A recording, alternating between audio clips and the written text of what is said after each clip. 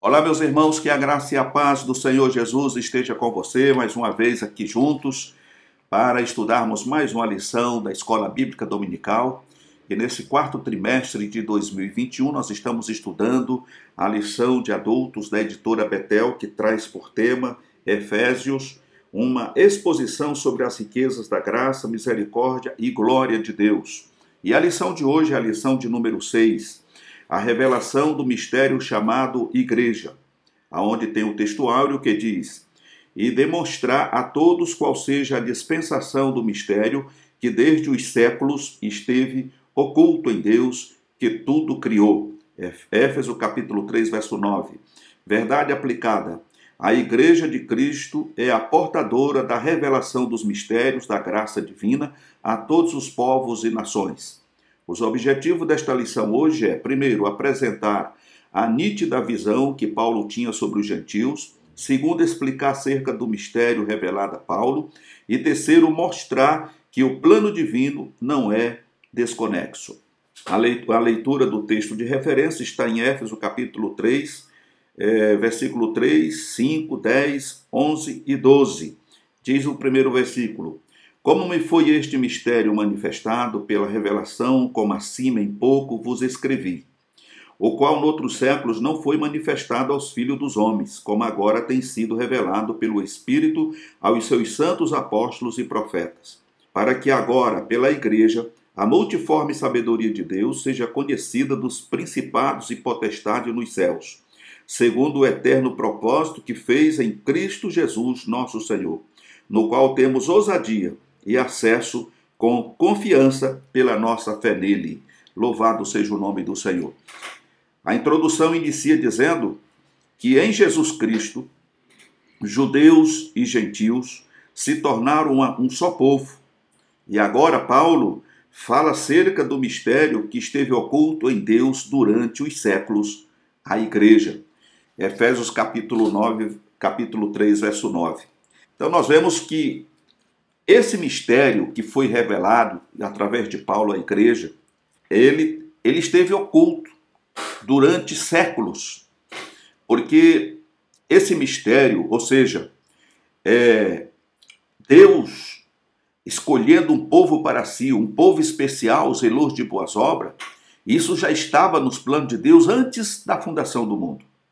Deus revela isso a Abraão, e por intermédio de Abraão, que se torna o pai da fé, o Senhor diz a ele que ele seria o pai de uma grande nação e que todas as nações da terra seriam abençoadas na pessoa de Abraão, ou seria alcançado pelas bênçãos que estavam sendo depositadas sobre a vida de Abraão. E agora, através desta revelação do mistério, Paulo ele vai dizer que como mordomo e dispenseiro da graça de Deus, ele vem esclarecer como esse mistério lhe foi revelado e como foi comissionado a torná-lo conhecido de todos. E aí a gente pode voltar um pouco para o início desta lição e vamos observar como se deu esse encontro de Saulo com o Senhor Jesus.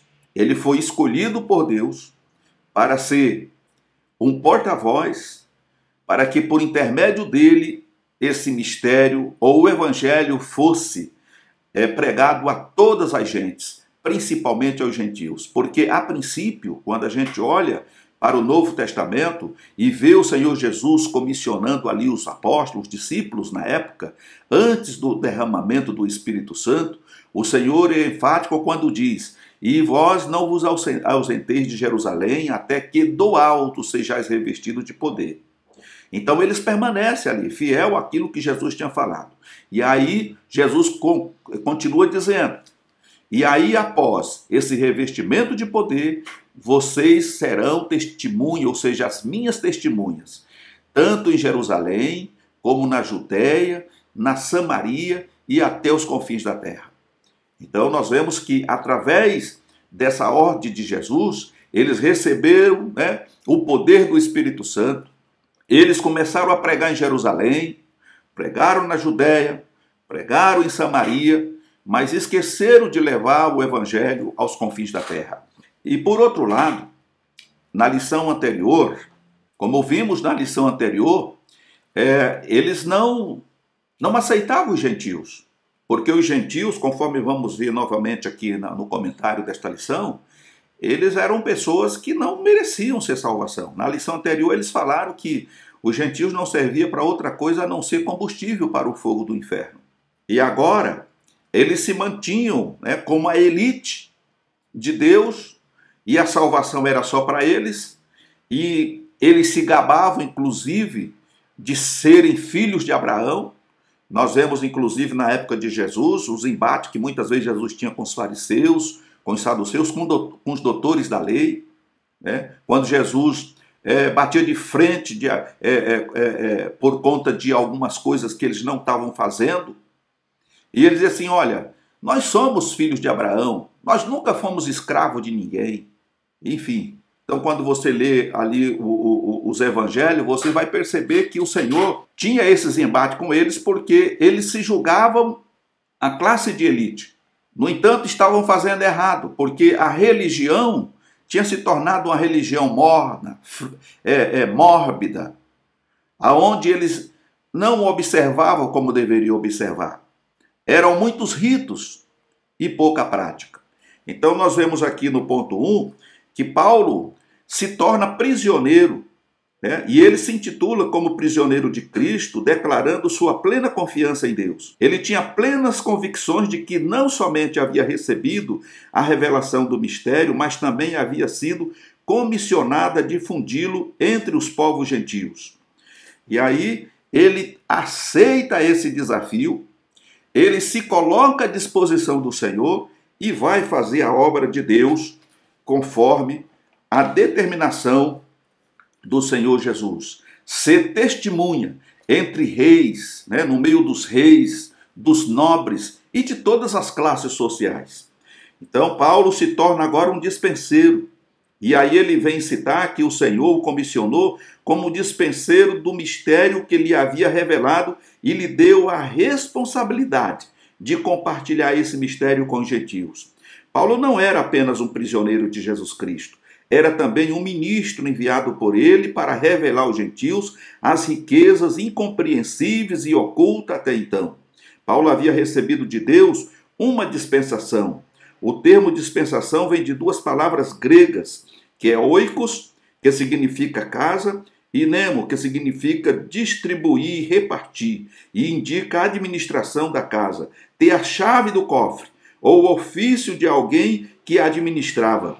Como administrador, Paulo deveria revelar o propósito da graça de Deus a todos os homens indistintamente. Então, Paulo se tornou o porta-voz dos céus, representando o Senhor Jesus na terra, mostrando que o Senhor Jesus veio para todos.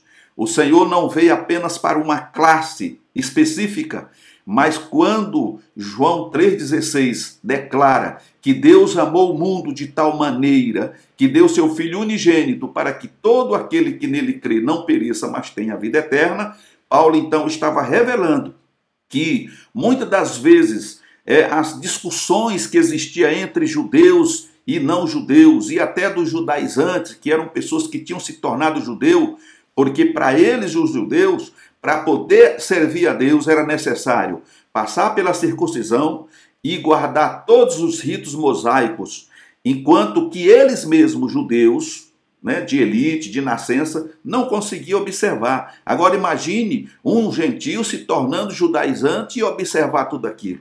Então agora, diante do que João declara desse grande amor de Deus, fica subentendido que nós não precisamos de tudo isso. Isso foi no tempo da lei. Agora chegou uma nova era, a dispensação da graça. Hoje nós somos salvos pela fé em Cristo. E aí a nossa salvação, ela é um dom gratuito de Deus. Ela não vem de obras, ela não vem de ser bonitinho, de ser santo, de ser isso ou aquilo outro. Mas ela vem de graça, por intermédio de Jesus Cristo, que pagou o preço que precisava ser pago para que nós também fôssemos inseridos nesse contexto glorioso que é fazer parte da família de Deus. Então não precisamos mais de nenhum substituto. Obedecer o Evangelho, guardar os mandamentos, essa é a lei. amar o Senhor sobre todas as coisas e ao próximo como a nós mesmos. Esses mandamentos, eles só têm valor para Cristo quando eles são praticados na prática. Não adianta citarmos a Bíblia, amar a Deus sobre todas as coisas e ao próximo como a mim mesmo. Mas como é que eu demonstro o amor ao próximo como eu me amo? Ajudando nas suas necessidades, fazendo a caridade. E nós fazemos a caridade não para se salvar, mas nós fazemos a caridade porque já somos salvos. Isso aí é um trabalho de quem já é salvo, ajudar os necessitados. E Paulo, ele vai muito adiante disso, quando ele diz que nós, como servo do Senhor, fazendo parte do corpo de Cristo, devemos comunicar com os nossos irmãos nos momentos de tribulação, nos momentos de angústia, de sofrimento e de necessidade. Infelizmente, muitas vezes, isso não acontece. E quando acontece de alguém procurar, as pessoas geralmente viram as costas e fecham as mãos. Mas o verdadeiro amor, ele tem que ser demonstrado dentro da própria casa, entre os irmãos, os domésticos da fé. Não adianta nada você querer atender o necessitado que está lá fora. É necessário, sim, mas comecemos primeiro pelos domésticos da fé. Quantos irmãos estão desempregados aí na sua comunidade? Quantos irmãos estão enfermos, precisando de medicamento aí na tua comunidade? Então você demonstra o amor por essas pessoas, orando, visitando e auxiliando naquilo que você pode. Comprando remédio, às vezes levando uma cesta básica, fazendo uma feira para aquele irmão, porque ele está sem condições de prover as suas necessidades. E aí é onde o amor fala mais alto. E como igreja do Senhor, nós temos que cuidar uns dos outros, porque somos membros do corpo de Cristo. No ponto 2, nós vamos falar aqui sobre Paulo, ministro da revelação divina. Paulo recebe uma comissão especial da parte de Deus, que de maneira clara e precisa lhe revela o mistério oculto que deveria compartilhar com os gentios, o mistério da igreja. Por 3 vezes, nesse parágrafo, Paulo faz uso da palavra mistério, conforme Efésios capítulo 3, versos de 3 a 4 e 9. Essa palavra no grego não possui o mesmo significado do nosso português. O mistério em nossa língua portuguesa significa algo obscuro, secreto, enigmático, inexplicável e até mesmo incompreensível. Mas Strong registra que o Novo Testamento era uma palavra usada a respeito de fatos, doutrinas, princípios e etc., não revelados previamente. De acordo com John Stott, Deus não reserva seus mistérios para uma elite espiritual. Eles são verdades que, mesmo estando além da compreensão humana, foram revelados por Deus e pertencem abertamente a toda a igreja. Para o apóstolo, o mistério era um segredo que esteve oculto, mas agora desvendado, conforme capítulo 3, verso 5. Ou seja, se os judeus queriam guardar o segredo, Deus tinha preparado esse segredo e por intermédio de Jesus ele foi revelado. O amor de Deus abarcando toda a humanidade. E agora, por intermédio do seu embaixador, o apóstolo Paulo, esse segredo também é revelado a nós. O mistério revelado a Paulo diz respeito a Cristo e a um único povo, judeu e gentio. Tudo o que está sendo revelado já existia e estava guardado e oculto em Deus. E no plano eterno, o Senhor via tanto judeus quanto gentios como membros comuns do mesmo corpo e participantes da mesma promessa. Aleluia! Então, irmãos, fica provado de que você não é combustível para queimar no inferno. Combustível para queimar no inferno serão aqueles que desdenharem essa tão grande salvação. Serão aqueles que não quiserem dar ouvidos à voz do Evangelho, aqueles que viraram as costas para Deus, aqueles que blasfemaram contra o Espírito Santo. Esses possivelmente serão combustível para queimar no inferno. Mas aqueles que abriram seu coração e abraçaram o Evangelho, crendo que Jesus Cristo é o Senhor, e que Ele deu a sua própria vida para nos resgatar dos nossos muitos pecados, e escreveu o nosso nome no livro da vida, nós não vamos ser combustível no inferno, mas vamos fazer parte da família de Deus, e já fazemos parte dela, e um dia estaremos com o Senhor aqui nesta terra, para junto com Ele governar as nações, nesse reinado de 1000 anos que o Senhor Jesus implantará sobre a terra. A igreja do Senhor estará com Ele. E no ponto 3, Paulo vai estar falando sobre as riquezas do mistério revelado. A mensagem de Paulo era de boas novas grandiosa para os gentios. Consistia nas insondáveis riquezas de Cristo, as riquezas que Cristo possui em si mesmo e que outorga àqueles que vêm a Ele. Desde o princípio, os gentios faziam parte do plano de Deus. E Paulo era o instrumento do Senhor para revelar à igreja em Éfeso a participação plena dos gentios na salvação efetuada na cruz. Sua grande preocupação era desfazer o falso ensinamento que havia sido disseminado por alguns judeus convertidos, como encontramos em Atos 15, do verso 1 e 5, e Gálatas capítulo 5, do verso 1 a 4. Alguns judeus afirmavam que para poder fazer parte da herança prometida a Israel, era necessário se submeter ao cumprimento de alguns ritos e cerimônias estritamente judaicas. Todavia, Deus revelou a Paulo que a graça era suficiente e que estes ritos judaicos não tinham validade alguma no novo pacto. Era com base nos méritos de Cristo que os gentios passaram a desfrutar de todas as bênçãos divinas. Então, nós falamos aqui que hoje a nossa salvação é pela graça, não é por meios de obra. É olhar para Jesus e aceitar o seu sacrifício, reconhecer que éramos miseráveis, que somos miseráveis pecadores e que para nós não existia nenhuma outra alternativa a não ser uma condenação eterna.